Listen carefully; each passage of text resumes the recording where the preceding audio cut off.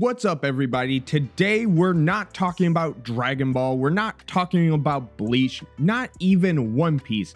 Nah, today we're driving headfirst into the insanity that is DanDaDan. Specifically episode 8, which had me laughing, hyped, and at the edge of my seat the entire time. Seriously, if you're not watching DanDaDan yet, you're missing out on one of the wildest rides anime has to offer. So let's talk about it. Before we get into it, I gotta warn you, this breakdown is going to have massive spoilers for episode 8. So if you haven't watched it already, do yourself a favor, hit the pause button on this video, and then come back so we can geek out together. So episode 8 kicks off with a scene that seems lighthearted at first, a rare moment of peace where the squad is sitting down for dinner just like they did after they beat Turbo Granny. You know, because beating up the supernatural gets you hungry. We've got Momo, we got Okarun, we got Seiko, we got Turbo Granny, and even Ira all sharing a meal.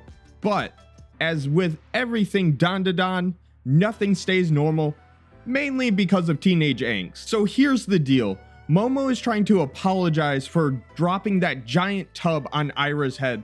A moment that, let's be honest, had us all dying laughing back when it happened. But Momo doesn't stop there because she's a badass. She's like, if I'm going to say sorry, you gotta apologize to Okarun for mocking him. But Ira, she's still stuck on the whole, you might be a demon thing because of their supernatural abilities. This girl has trust issues, and who can blame her after everything she's been through? This whole scene is low-key hilarious, but also super important for the character dynamics, especially with Irene's suspicion creating tension, and you can't help but feel for Okarun. He's this awkward, lovable guy who's just trying to survive alien attacks, ghost possessions, and now 2 girls that might be in love with him. Poor dude can't catch a break. But let's talk about Ira for a second. After dinner, we see a completely different side of her. She starts realizing that Okarun has saved her life, and it hits her that she might actually have feelings for the guy. And what does she decide to do? She decides to confess her love in the most awkward, unhinged way possible. Let's break this absolutely embarrassing moment down. Ira's like, all right, I'm going to kiss him, and that'll make everything clear. Classic romance, right? But Okarun, this guy is so pure and clueless, he literally doesn't know what's going on. He resists, and the whole thing turns into this awkward, hilarious mess. It's moments like this that remind you why DanDaDan is such a gem.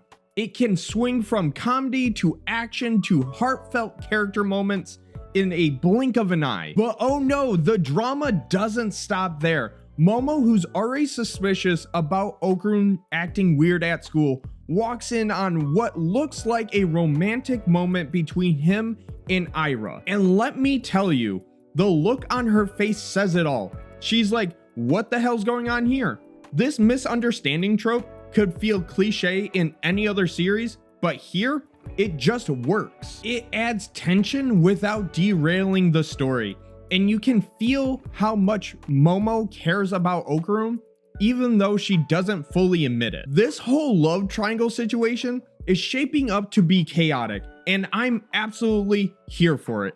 Ira likes Okarun, but Momo's feelings for Okarun are a lot more subtle, but they're definitely there. And poor Okarun, this dude is just trying to survive without getting abducted by aliens or possessed by yokai. Can we get this guy something, please? Like a Tylenol or something. But alright, let's get into the actual meat of the episode. In true DanDaDan fashion, the second half of episode 8 cranks up the chaos to 1,000. Our trio gets sucked into a separate dimension and things get a little wild. First, Momo finds herself face to face with a giant dinosaur-like creature. It's basically like Nessie fused with Shin Godzilla. Meanwhile, Okarun and Ira are dealing with the return of the aliens in suits and a mantis shrimp looking alien. Yeah, you heard me right, a mantis shrimp looking alien. Only in DanDaDan, folks. Real quick, let's take a pause for a second and really appreciate the animation from this series. Like, It's kind of crazy how they're able to animate scenes, either an action scene or just two characters talking to each other, and make it feel dynamic and fluid. Also, don't forget to subscribe. I make a new anime video every week. I really appreciate the support. Now, back to the video. But let's not forget the real MVP of this episode, Ira. She was annoying when she was first introduced, but now she's a full-fledged character, and I can't wait to see more of her, especially at the end sequence that we get to see her full yokai form. I really can't wait to see her yokai form in full action. I already know like how powerful it is. In fact, she might be more powerful than Okarun, and I'm not going to get into spoilers, but I'm just so excited. Ira's awakening isn't just about flashy visuals though. It's a turning point for her character. She goes from an annoying, selfish character to someone that's willing to risk her life for her friends. Now let's talk about themes. One of the things I love about DanDaDan is how it balances its wild, over-the-top premise with its genuine emotional depth. This episode in particular is all about trust and growth. Ira learning to trust Okarun and Momo, Okarun navigating his own insecurities, Momo wrestling with her feelings. It's all woven together so seamlessly. And that's not even mentioning the themes of found family and teamwork that run through the series. Of course, it wouldn't be DanDaDan without a crazy cliffhanger though.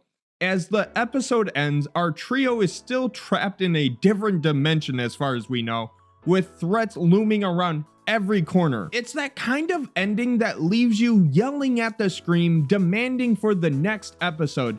And honestly, that is a huge mark of a great show. Let me just say, this is a special time for anime. Between this, Chainsaw Man, and Kaiju number 8, everyone thought that because a bunch of mangas were ending, that we weren't going to have a good anime season. But let me just say, this might be the best year we're heading into for anime. But what's the verdict on episode 8 of DanDaDan? Well, it's a banger, plain and simple. Now, this episode didn't have as many fight scenes as the previous episode, but in my opinion, that's okay because the last 2 episodes were intense. It's episodes like this that remind you that DanDaDan isn't just a shonen anime, it's also slice of life, and it does great at both of those things. Alright, that's all I have for today's breakdown. If you enjoyed this video, make sure you smash that like button, hit subscribe, and ring that noti bell so you don't miss another update. And hey, drop a comment down below. What was your favorite moment from episode 8?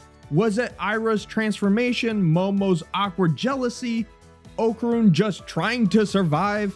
Whatever it is, drop it down below. See y'all next time, my fellow shinobi.